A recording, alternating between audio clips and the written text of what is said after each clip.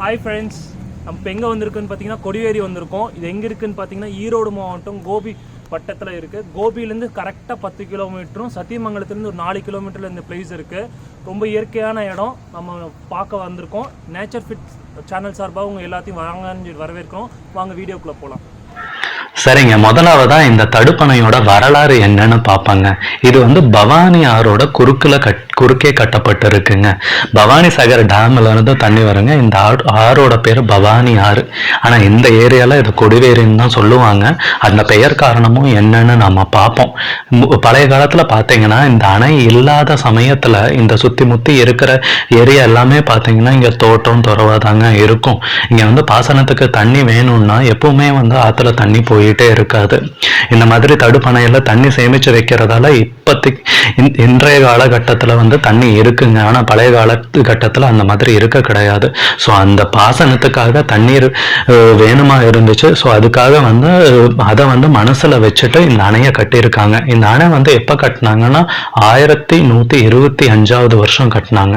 இந்த அணையை வந்து யாரு கட்டியிருக்காங்கன்ட்டு நம்ம எப்ப பார்ப்போம்.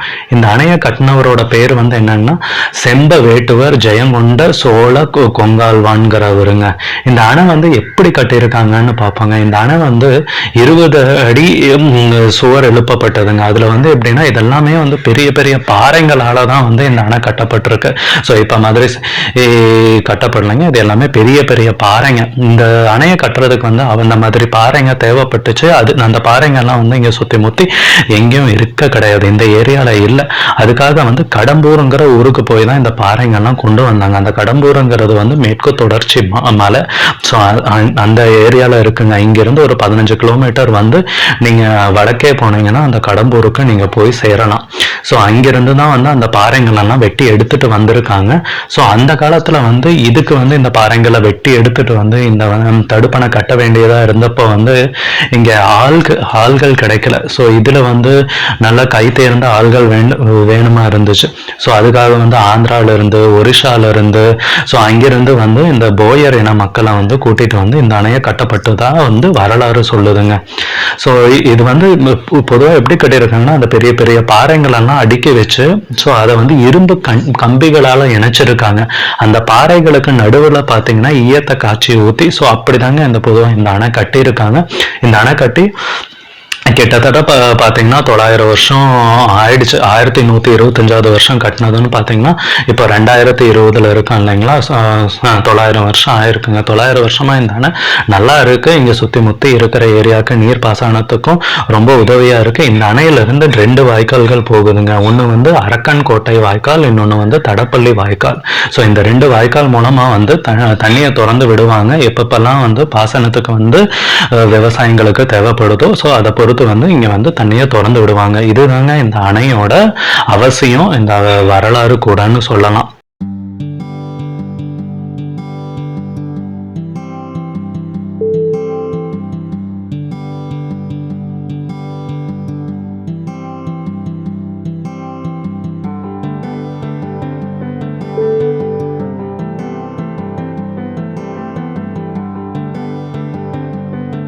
இப்ப பார்த்துட்டு இருக்க ஏரியா பாத்தீங்கன்னா இது கொடிவேரியில இருக்கிற பார்க்குங்க. இது வந்து டூரிசம் வர்றவங்க வந்து கொஞ்ச நேரம் இருந்து ஓய்வு எடுக்கிறதுக்கு, உட்கார்ந்து சாப்பிடுறதுக்கு, அது போக வந்து குழந்தைங்க விளையாடுறதுக்கான கொஞ்சம் இடமும் இங்க இருக்குங்க.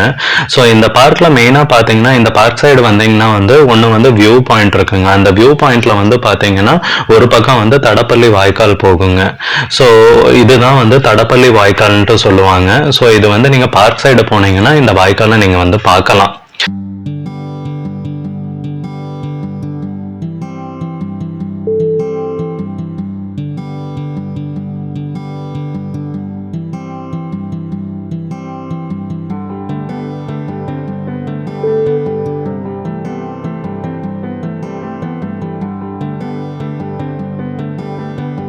இப்ப வாங்க நம்ம பரசல்ல போய் பார்ப்போம். கொடிவேரி ஆத்த சுத்தி எப்படி இருக்குன்னு பார்ப்போம். எவ்வளவு பசுமையா அழகா இருக்குன்னு பார்ப்போம் வாங்க.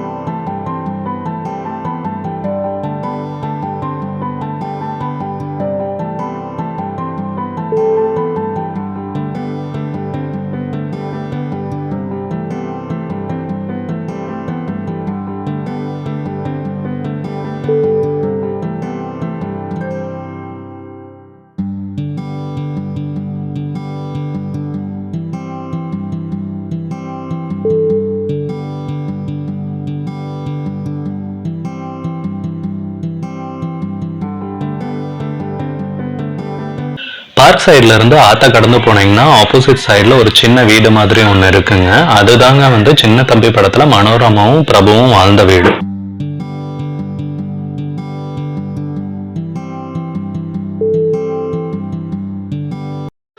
அந்த வீட்டுக்கு பின்னாடி ஒரு வாய்க்கால் போகுங்க. அந்த வாய்க்கால் பேரு தான் மூல வாய்க்கால்.